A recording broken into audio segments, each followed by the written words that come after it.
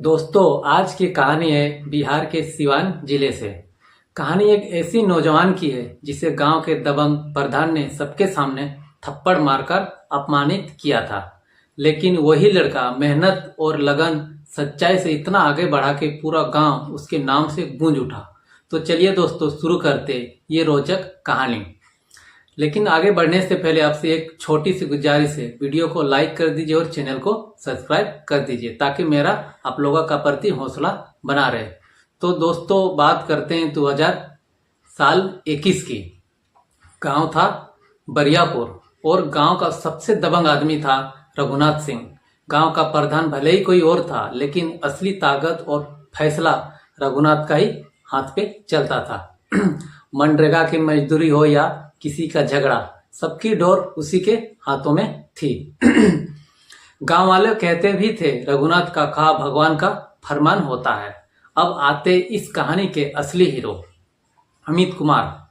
अमित कुमार का एज लगभग 23 से 24 साल का वो नौजवान था जिसने बीएससी की पढ़ाई पूरी की थी और माता पिता गरीब किसान थे। घर का हाल ठीक नहीं था। अमित सोचता था, पढ़ाई तो कर ली, लेकिन नौकरी कहाँ करूं? क्या मैं दूसरों की तरह जिंदगी भर प्रधान के आगे झुकता फिरूं? उसका भी मनरेगा का कार्ड बन चुका था। साल 2021 में मजदूर का जो पैसा खाते में आया, बाकी मजदूर बैंक से पैसा निकालकर रघुनाथ को सौंप देते हैं, लेकिन अमित ने ऐसा बिल्कुल भी नहीं किया। उसने बैंक से पैसे निकाल के और सीधे घर चला गया। 3-4 दिन तक रघुनाथ इंतजार करता रहा। फिर उसने अमित के घर पहुंचे, उसके माता पिता को गालियां दे बेइज्जती की और कहा, अगर पैसे नहीं मिले तो अंजाम तुम्हारा बहुत बुरा होगा। तो दोस्तों, सोचिए जरा, आप अगर आपके माता पिता को किसी दबंग ने आपके सामने अपमानित किया जाए या फिर उसको गाली गलौज किया जाए तो आपको कैसा लगेगा? कमेंट करके आप जरूर बताइए। खैर छोड़िए वो सब बात। 3-4 दिन बाद जब अमित घर लौटा तो उसे पकड़कर रघुनाथ के दरबार पर ले गए। वहां रघुनाथ ने पूछा, जो पैसे बैंक में आए थे वो पैसे कहाँ है? अमित ने थोड़ा गुस्से में कहा, मेरे पैसे खाते में आए थे, इसलिए मैंने उसे खर्च कर दिया। ये सुनकर सब कोई वहां दंग रह गए, क्योंकि गांव में किसी की इतनी हिम्मत बिल्कुल नहीं थी कि रघुनाथ के सामने इस तरह बात बोले। बस इतना कहना था कि रघुनाथ ने सबके सामने अमित को थप्पड़ मार दिया, गालियां दी और धमकी भी दी। 10,000 तुरंत वापस करो वरना चोरी और पुलिस को केस झेलोगे। चोरी के इल्जाम में तुम्हें केस कर दूंगा। माता पिता रिश्तेदार से कर्ज लेकर पैसे लाओ और रघुनाथ को दिए। लेकिन दोस्तों, उस दिन का अपमान अमित के दिल पर गहरी चोट पहुंच गया।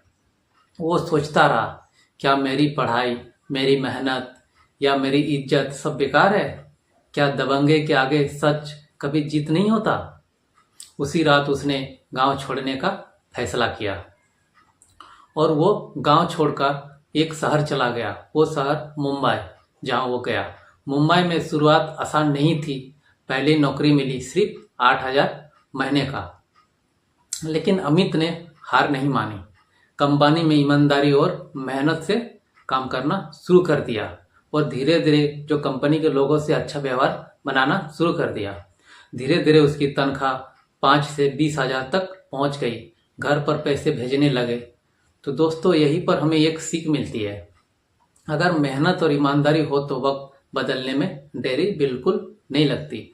मुंबई में रहते हुए अमित ने सोशल मीडिया पर एक अकाउंट बनाया। यही उसकी मुलाकात हुई एक शिखा नाम की लड़की से। दिल्ली के रहने वाली इंजीनियरिंग की पढ़ाई कर रही थी शिखा।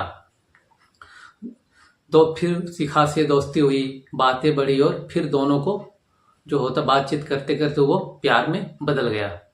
दोस्तों, कभी कभी वक्त ऐसा खेल खेलता है कि इंसान खुद नहीं समझ पाता है कि उसके साथ क्या हो रहा है। क्या आपको भी ऐसा लगता है कि सोशल मीडिया से सच्चा प्यार हो सकता है? कमेंट करके आप जरूर बताइए। 6 महीने के बाद अमित दिल्ली गया और पहली बार शिखा से मिला। दोनों ने शादी तक की बातें कर डाली। लेकिन दोस्तों, जिंदगी ने फिर करवट बदल ली। एक दिन अमित ने शिखा का आधार कार्ड देखा। उस पर पिता का नाम लिखा था रघुनाथ सिंह। वही रघुनाथ सिंह जिसने थप्पड़ मारा था गांव में उसका। जी हाँ, वही दबंग जिसने उसके सबके सामने थप्पड़ मारा था।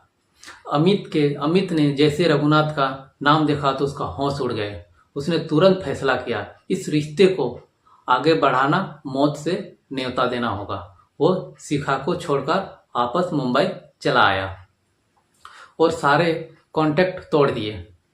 रिश्ते नाते जो बात करते थे सारे जगह से उसको मोबाइल से ब्लॉक कर दिया।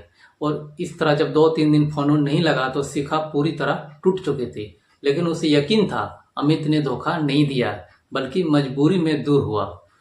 उसने मौसी को सब कुछ बताया। मौसी ने कहा, अगर तेरे पापा को पता चला तो तू और वो लड़का दोनों की जान मुश्किल में पड़ जाएगी। लेकिन शिखा ने ठान लिया, मैं शादी करूंगी तो अमित से ही करूंगी। वो अपने जीत पे अड़ी रही और मौसी को बार बार एक ही चीज बताने लगी कि मैं शादी करने वाली नहीं हूँ, करूंगी तो अमित से ही करूंगी। साल 2024 की दिवाली आई। अमित भी 2.5 साल बाद गांव लौटा, घर की मरम्मत करवाने लगा। इसी बीच शिखा भी गांव आई। एक दिन मंदिर जाते वक्त सड़क पर दोनों का आमना सामना हो जाता है। शिखा ने सबके सामने कह दिया, पापा यही वो लड़का है जिससे मैं शादी करूंगी। पूरा गांव हैरान रह गया। वो सब कोई सोचने लगे, ऐसा कैसे हो सकता। शिखा दिल्ली में रहती थी, ये मुंबई में रहता था, फिर दोनों में दोस्ती कैसे हुआ। रघुनाथ गुस्से से आग बबूला हो गया और अमित को पीटना शुरू कर दिया। लेकिन शिखा ने बीच में आकर कहा, अगर मुझे रोकना हो तो पहले मुझे मार डालिए। उस रात अमित पर चोरी, छेड़खानी और चोरी वोरी का झूठे इल्जाम लगाकर उसके ऊपर केस दर्ज कर दिए। लेकिन जब मामला कोर्ट पहुंचा तो शिखा ने साफ साफ कहा, मैं बालिग हूं, अपनी मर्जी से अमित से प्यार करती हूं और शादी भी करना चाहती हूं। तो दोस्तों, यहाँ सोचने वाली बात है, क्या वाकई प्यार और इज्जत जात पात और दबंगे से बड़ी नहीं होनी चाहिए? आपकी राय कमेंट में जरूर बताएं। कोर्ट ने फैसला लिया, दोनों बालिग हैं और अपनी मर्जी के साथ वो शादी करना चाहते हैं। रघुनाथ चाहकर भी कुछ न कर सका। दोनों ने कोर्ट मैरिज की और मुंबई जाकर एक नई जिंदगी की शुरुआत करने लगे। अमित ने सबको साबित कर दिया कि ईंट का जवाब पत्थर से नहीं बल्कि सफलता और सच्चाई से दिया जाता है।